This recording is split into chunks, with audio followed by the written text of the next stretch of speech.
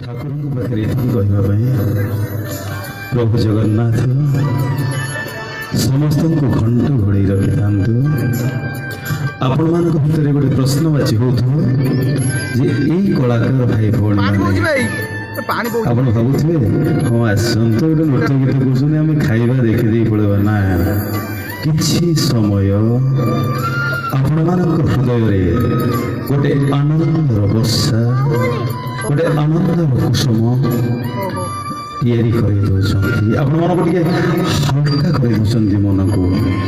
ଏଇ ଭାଇ ଭଉଣୀମାନଙ୍କ ପାଇଁ ଗୋଟେ କରତାଳି ଦେବେ।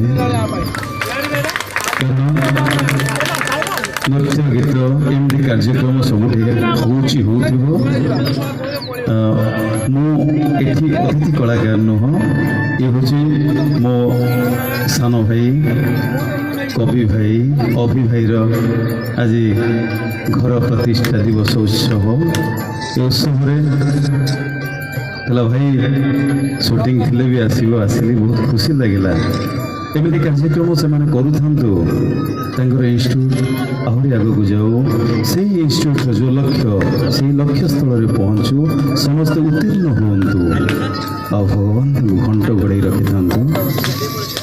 ମୁଁ ତ ଯିବି କଟକ, ଯିବା ପୂର୍ବରୁ ଚାହିଁବି ଗୋଟେ ଛୋଟିଆ ସଂଳାପ କହିବା ପାଇଁ ଚେଷ୍ଟା କରିବି। ମୂର୍ଖ ମଣିଷଟେ ମୁଁ, ଜ୍ଞାନହୀନ ମଣିଷଟେ ମୁଁ, ଯଦି ଭୁଲ ହେଇଯାଏ କ୍ଷମା କରିଦେବେ। ସେଇ ଶ୍ରୀକୃଷ୍ଣ ଭଗବାନଙ୍କର କଥା। ସତରେ କ'ଣ ଯଦୁବଂଶ ଧ୍ୱଂସ ହେଇଯିବ? ବଡ଼ ଭାଇ ବଳରାମ ଅନନ୍ତ ନାଗ ହେଇକି ସତରେ କ'ଣ ସମୁଦ୍ରକୁ ଚାଲିଯିବେ? ଦ୍ୱାପର ଶେଷ ହେଇଯିବ? କଥାଟା ବିଶ୍ୱାସ ନହେଲେ ବିଶ୍ୱାସ କୁକୁର ମାଡ଼ି ଆସିବ। ଶେଷ ନିଶ୍ୱାସ ତ୍ୟାଗ କରିବା ପାଇଁ ଶିଆଳି ଲତା କୁଞ୍ଜରେ ପହଞ୍ଚିବେ ଶ୍ରୀକୃଷ୍ଣ ଭଗବାନ। ଭାବିଲା ବେଳକୁ ଛାତିଟା ଯେମିତି ଫାଟି ଯାଉଛି। ସତରେ ରାତି ପାଇଗଲା ପରେ ଆମ ପ୍ରଭୁ ଶ୍ରୀକୃଷ୍ଣ ଭଗବାନ ଆଉ ନଥିବେ। ଠିକ୍ ତା ପୂର୍ବର ଘଟଣା।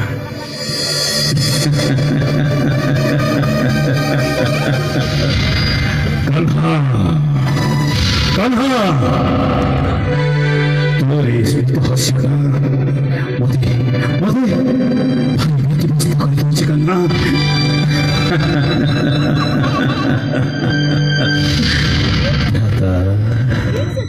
ए विश्व परिवर्तनशील समयर स्रोतरे सबकिछि विलीन होइଯିବା उचित। नूतन विश्व सृष्टि हेबा आवश्यक। जदि ए जुगर परिवर्तन न घटिब तेबे आगामी जुगर परिकल्पना असंभव होइଯିब।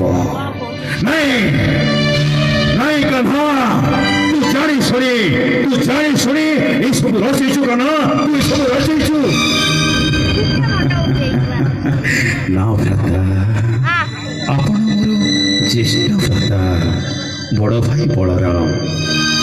ଆପଣଙ୍କର କଥାକୁ କେବେ ମୁଁ ଅମାନ୍ୟ କରିପାରିବି? ଆରେ ସମସ୍ତେ କହୁଛନ୍ତି କୁକୁଆ, ସେ ମଣିଷ ପରି ନା ଜୀବଜନ୍ତୁ ପରି ନା ସର୍ପ ପରି? ଆରେ ସେ କୋଉ ଭଳି ମୁଁ ତ କିଛି ବୁଝିପାରୁନି। ଏ ଲଙ୍ଗଳ ମୋର ତା ଘରେ ହାର ମାରିଗଲା କାନ୍ନା, ତା ଘରେ ହାର ମାରିଗଲା।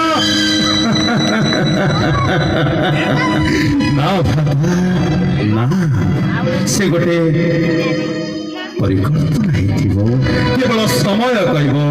କାରଣ ଏ ସମୟର ସ୍ରୋତରେ ସବୁ କିଛି ବିলীନ।